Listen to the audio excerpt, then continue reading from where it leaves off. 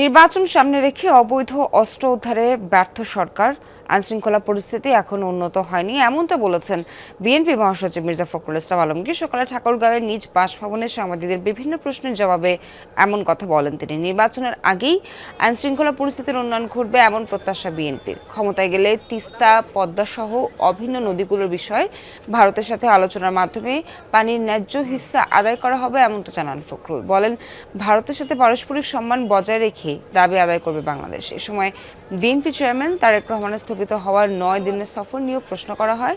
মির্জা ফখরুল বলেন, বগুড়া তার পিতৃভূমি, নির্বাচনের আগে অবশ্যই তিনি উত্তরাঞ্চলে সফরে যাবেন।